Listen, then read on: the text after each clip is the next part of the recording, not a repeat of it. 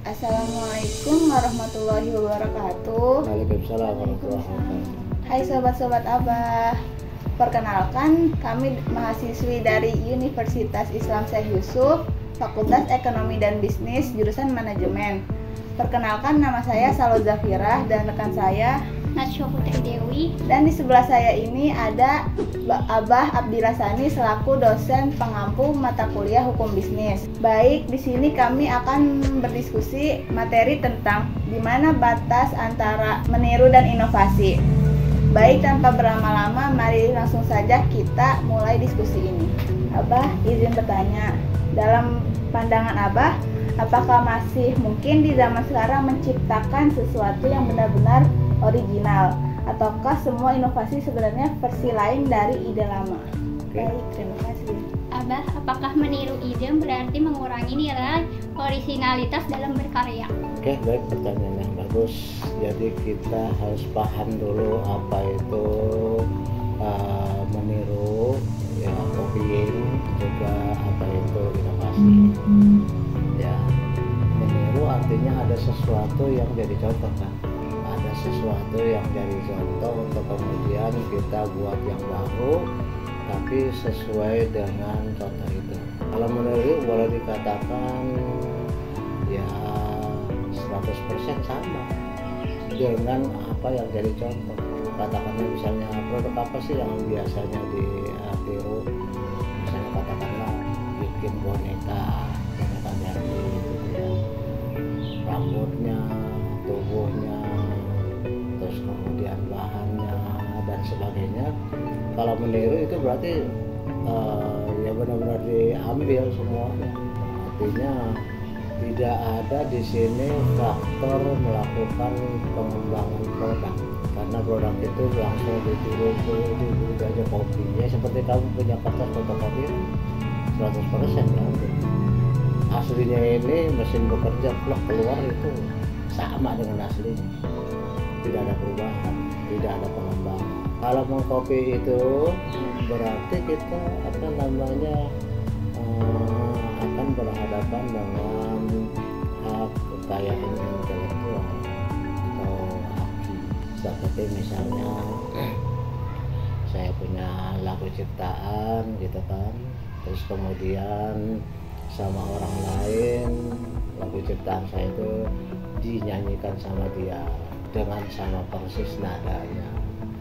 Ya mungkin musiknya sih bisa beda, ya musiknya bisa beda, tapi lagunya, syairnya, panjang pendeknya, variasinya semua sama persis, itu berarti mengcopy. Selaku orang yang melakukan kegiatan memikirkan, merenung, terus kemudian menciptakan nadanya, mengatur nadanya hingga dia menjadi suatu lagu, pastinya itu kan hasil karya intelektual saya.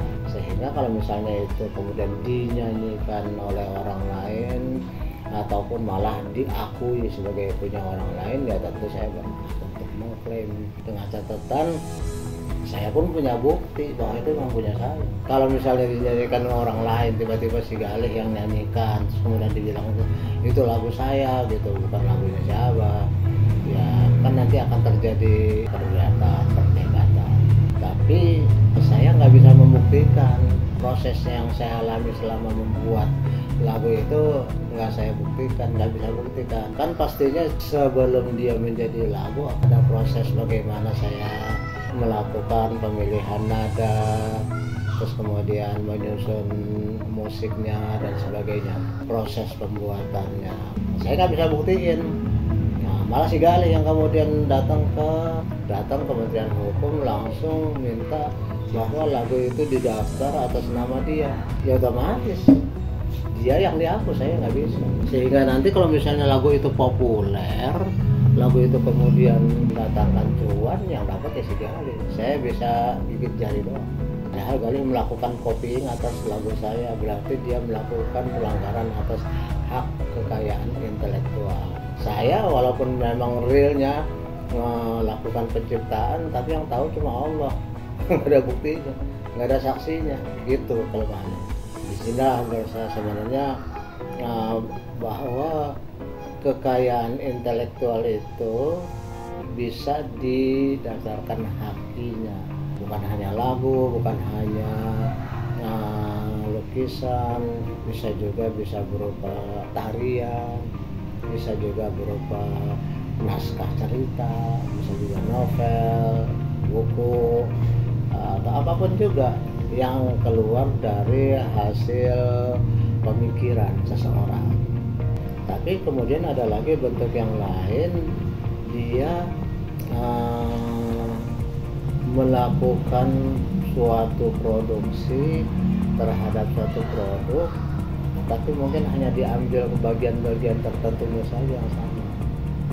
Misalnya tadi Barbie kan aslinya badannya langsing, kemudian rambutnya pirang, wajahnya cantik, terus kemudian dia membuat satu produk namanya Barbie tapi badannya gemuk, ya, terus rambutnya kribo gitu kan, terus kemudian wajahnya serem gitu. Nah, itu berarti bukan membuat suatu kopi tapi inovasi, beranjak dari karya yang sama tapi inovasi dilakukan perubahan. Kalau kopi kan bahasa Betawinya melek-melek gitu, kan 100% diambil.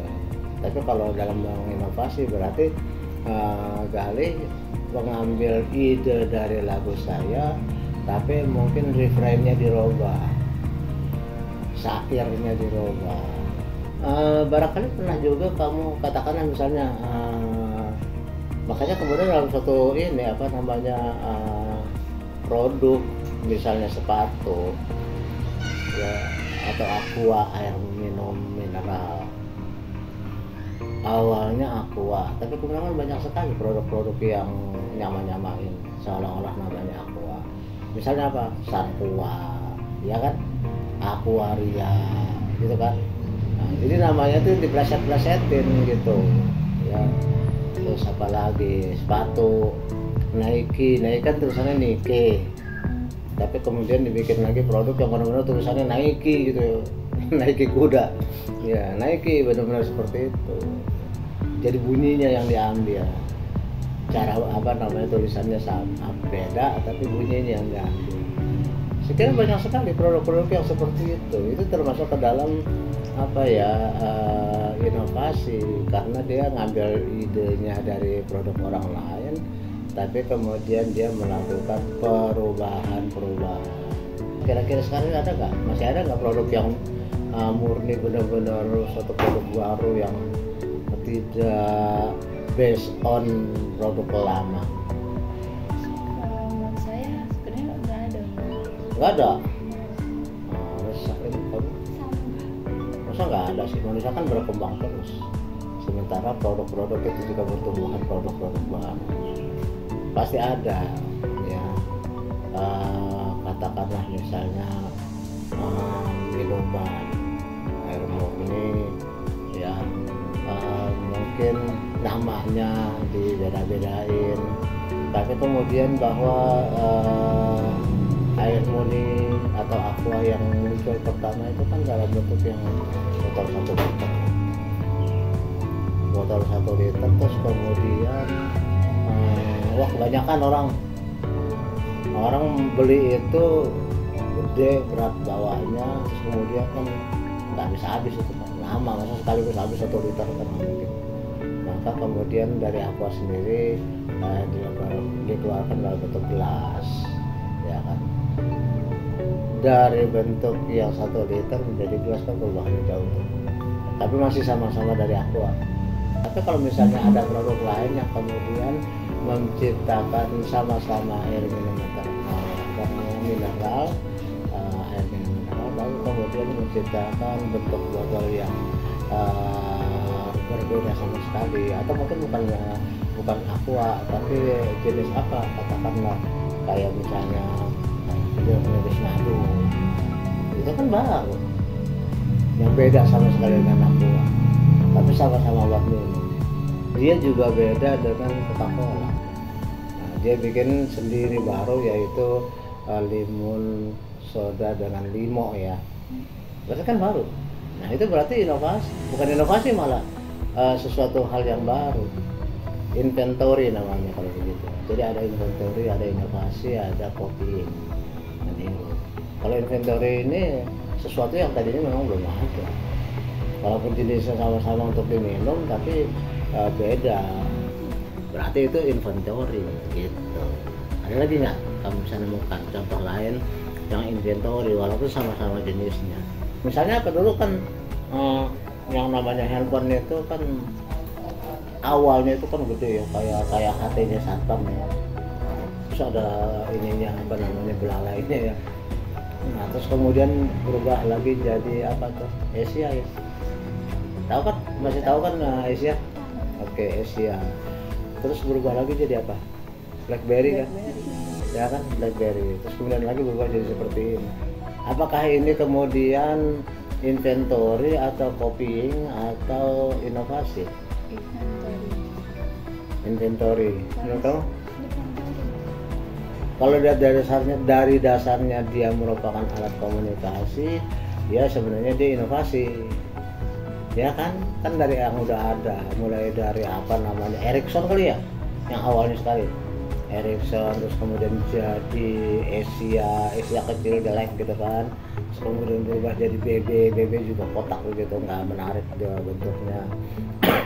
Tapi kan fungsinya jadi meningkat.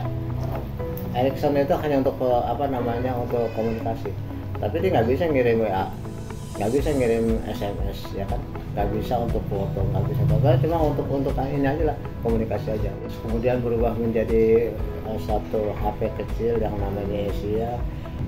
Terus kalau misalnya BB, nah BB itu udah mulai dengan pesan tertulis. Nah, BB ya bisa komunikasi lisan, bisa juga tulisan, tapi dia nggak bisa apa?